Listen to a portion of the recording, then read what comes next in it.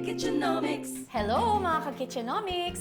Easy-easy nang magpakitang gilas sa pagluluto ngayon. Dito sa Del Monte Kitchenomics, we will teach you 2 special dishes using 1 basic cooker lang. Gagawa tayo ng Vietnamese beef stew at ng steamed carrot cake. Our first dish is Vietnamese beef stew. At tama ba partner, all we need is 1 pot para dito? Napakadali talaga ng procedure na gagawin natin today. Ilagay na natin ang ingredients sa pot.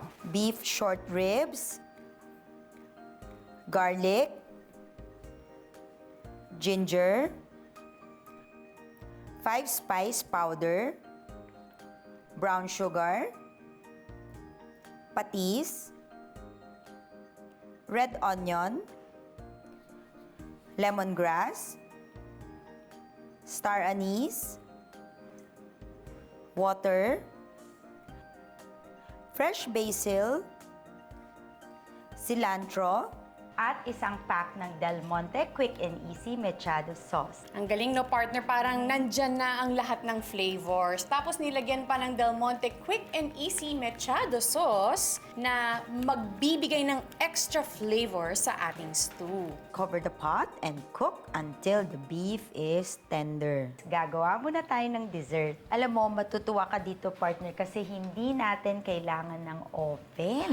Aba! Diba? Gagawa tayo ng steamed carrot cake. Paghahalo ang ating wet ingredients. We mix the eggs, oil,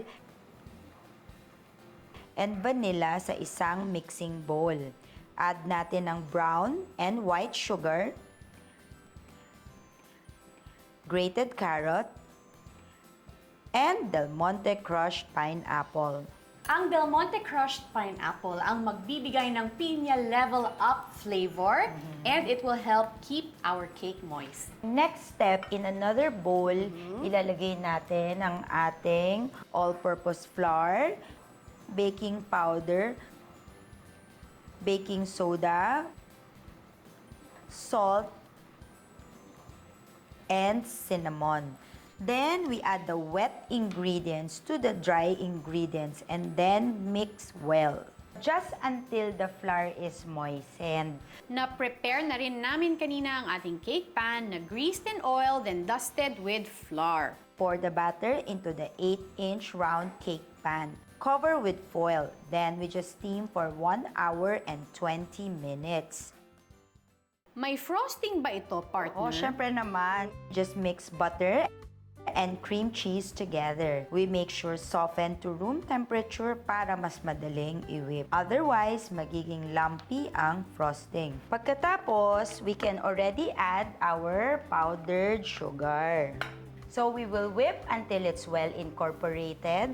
So, set aside muna natin ito and then check natin ang ating beef stew. Ito partner, paano mo malalaman kapag malambot na ang beef?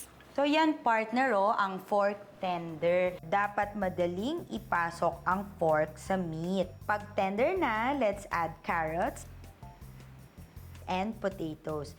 And cook a little more until these are tender. Mukhang ready na rin ang ating steamed carrot cake. Remove na natin ang ating carrot cake from the steamer and then let it cool. Pag cool na, we can now cover it with frosting. Ayan, so sprinkle with some grated carrots and cake crumbs.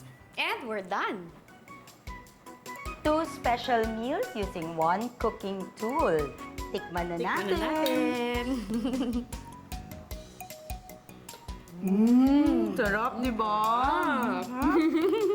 Napaka-flavorful nitong Vietnamese beef stew. Para akong nasa restaurant, mapapa-rice pa more ka dito. Alam mo tong steamed carrot cake natin, partner, it's so easy to do. And of course, our Del Monte crushed pineapple gives it a very fresh flavor.